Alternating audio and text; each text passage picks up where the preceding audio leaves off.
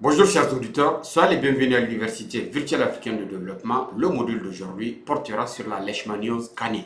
Cela rentre dans le cadre des modules qui sont relatifs à la pathologie des carnivores et particulièrement les pathologies de la peau. Donc tout naturellement, je vais vous proposer un plan où nous allons faire la définition, nous allons décrire le parasite responsable de la leishmaniose, puis le vecteur assurant la transmission, le cycle biologique. L'élément le plus important, c'est la description clinique pour les hommes de terrain et le diagnostic. Et nous terminerons tout naturellement par le traitement et la prévention. Il faut dire que la leishmaniose canine est une maladie parasitaire. Elle est due à un protozoaire du genre Leishmania. Elle est transmise par la piqûre d'un vecteur du genre phléboton.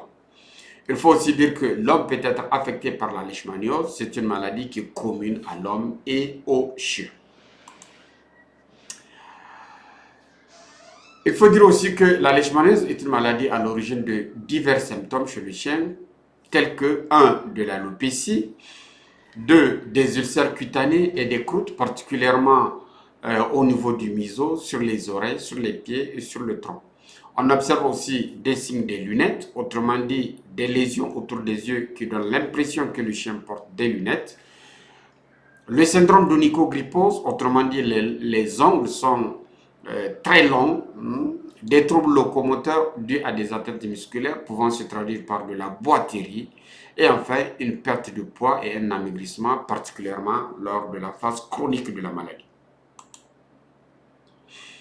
La maladie peut être à l'origine d'atteintes de divers organes internes, pouvant entraîner des symptômes tels que des symptômes nerveux, des symptômes rénaux, des symptômes hépatiques et surtout des symptômes sanguins, pouvant se traduire par de l'épistaxis, autrement dit des saignements.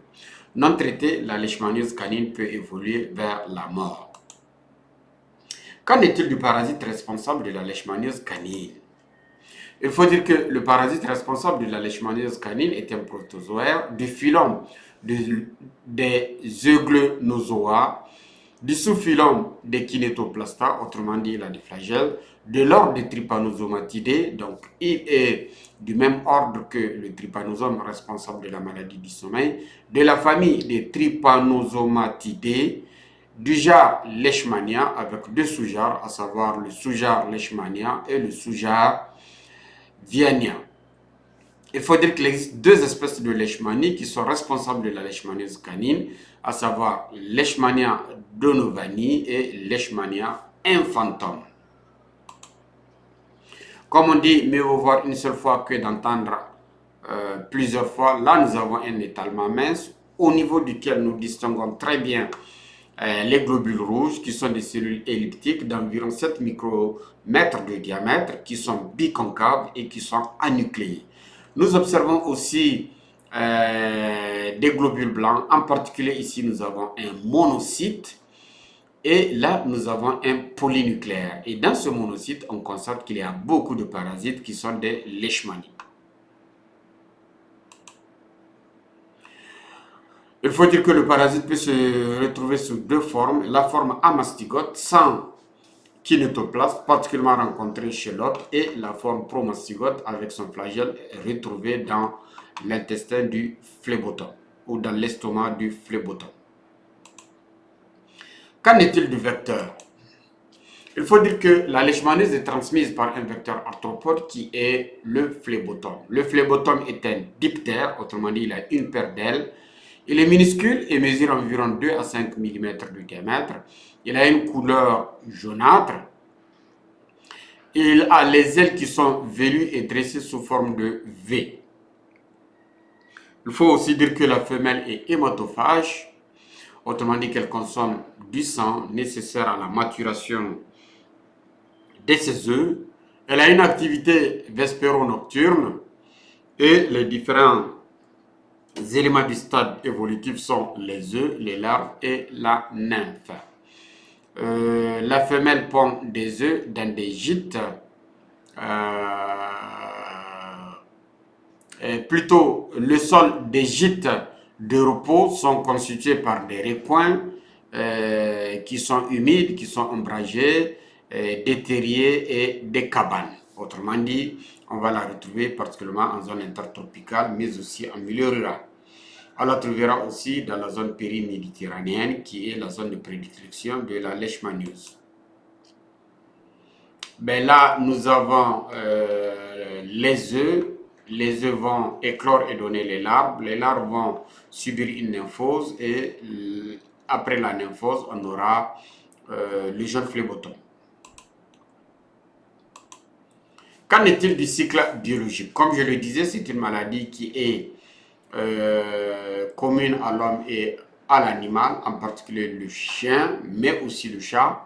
Donc, lorsque le phlébotom va piquer le chien, les macrophages vont ingérer le promastygote et ensuite le promastygote va devenir la mastygote dans le macrophage. À l'intérieur du macrophage, il va se multiplier intensément jusqu'à l'éclatement du macrophage. Et après cet éclatement, le parasite peut se retrouver dans différents organes tels que le foie, tels que les reins et provoquer les lésions responsables de la leishmaniose. Qu'en est-il de la clinique? Autrement dit, comment reconnaître un chien atteint de leishmaniose? Il faut dire que c'est une maladie à l'origine de symptômes qui sont très variés, donc il n'y a pas de signes pathognomoniques. Toutefois, on observe de l'alopécie, autrement dit une perte de poils, des ulcères cutanés.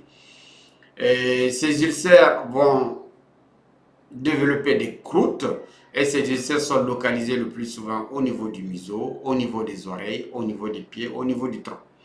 Donc, comme je le disais, on observera aussi des signes de lunettes, autrement dit des lésions cutanées autour du torus orbitaire, donnant l'impression que le chien porte des lunettes. Le syndrome d'onychogrypose, à savoir un développement très prononcé des griffes. On va observer des troubles locomoteurs à cause des atteintes musculaires se traduisant par la boiterie, une perte de poids, un amaigrissement important. La maladie peut être à l'origine d'atteintes de divers organes tels que des troubles nerveux, des troubles rénaux, des troubles hépatiques, des troubles de la coagulation, ce qui se traduit par de l'épistaxis, autrement dit du saignement chez le chien. Non traitée, la maladie peut évoluer vers la mort. Comme on dit, mieux vaut voir une seule fois que d'entendre plusieurs fois. Là, nous avons un chien atteint de leishmaniose. Nous constatons la cachexie, mais au-delà, nous observons aussi l'ulcère au niveau du museau. Là, nous constatons l'alopécie qui est très prononcée. Nous constatons l'animal qui est mal en point, il est triste. L'expression du visage en dit long. Là, nous constatons une atteinte muqueuse au niveau des naseaux.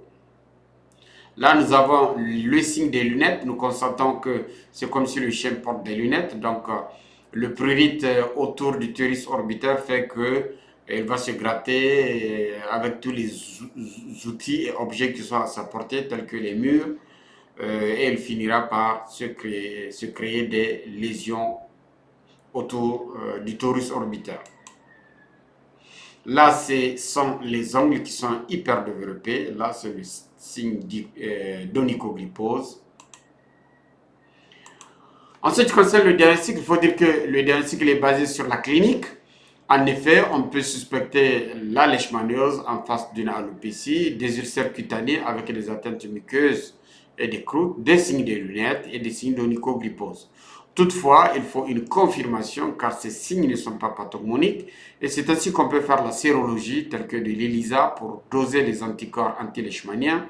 On peut faire la réaction de polymérisation en chaîne avec des primers spécifiques pour amplifier des gènes de leishmanie, mais on peut faire aussi de la cytologie pour mettre en évidence les leishmanies, particulièrement dans des tissus comme les ganglions ou les lésions cutanées. Qu'en est-il du traitement de la leishmaniose? Il faut dire que les médicaments les plus couramment utilisés pour traiter les leishmanioses chez le chien sont 1. L'antimoniate de méglunim, communément appelé glucantime, l'allopurinol, la miltefosine et enfin l'amphotéricine B. Et comme on dit, mieux voir une seule fois que d'entendre plusieurs fois. Donc voilà l'antimoniate de méglunim, autrement dit le glucantime, qu'on va recevoir. Cependant, le traitement est long et fastidieux. La lepurinol, dosée à 100 et à 300 mg. La miltefosine, dosée à 50 mg. Et enfin, l'amphotyricine B, qu'on peut utiliser pour prendre en charge la leishmaniose cutanée chez le chien. S'il faut prévenir la leishmaniose, il faut dire que la prévention de la leishmaniose passe tout naturellement par un déparasitage régulier, mais aussi la lutte contre les phlébotomes, autrement dit la lutte antivectorielle. Dans ce cas, on peut utiliser des insecticides qui peuvent se retrouver sous forme de spray, comme disent les Anglais, les Flytox. Mais il faut dire aussi qu'il existe un vaccin pour les chiens, particulièrement lorsqu'on veut voyager avec son chien dans une zone d'endémie. Et les zones d'endémie de la leishmaniose sont les zones périméditerranéennes, telles que l'Espagne, la France, mais aussi, on peut la trouver en zone intertropicale et surtout en milieu rural où il y a des phlébotomes, particulièrement pendant la saison des pluies. Donc voilà le vaccin qui peut être utilisé à l'âge de 6 mois, le Letifend. On peut trouver aussi un autre vaccin de Virbac qui s'appelle Canilèche, avec une suspension et un lyophilisat, donc ce qui suppose qu'il faut reconstituer le chien avant de, reconstituer le vaccin avant de l'utiliser. Donc en conclusion, je dirais que la leishmaniose est une maladie complexe du chien. Elle a un large éventail de manifestations cliniques. Son diagnostic n'est pas facile car il n'y a pas de signes pathognomoniques. Il existe des médicaments qui peuvent être utilisés pour prendre en charge la leishmaniose. Toutefois, le traitement il est long. Il existe aussi un vaccin qu'on peut utiliser pour prévenir la leishmaniose. Donc, mesdames et messieurs, voilà ce que j'ai bien voulu partager avec vous et je vous remercie infiniment de votre soutien à la chaîne l'Université virtuelle africaine de développement.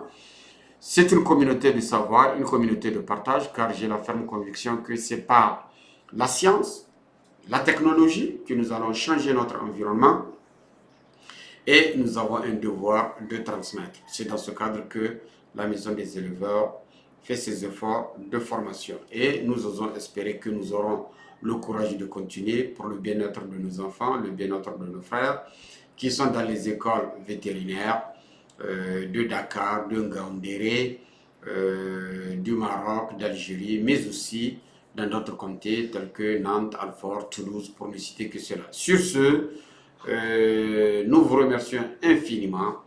Nous envisageons aussi de revenir avec la version anglaise en utilisant l'insémination artificielle, plutôt l'intelligence artificielle pour faire la version anglaise de la chaîne Université virtuelle africaine de développement. Sur ce, je vous remercie et à la prochaine.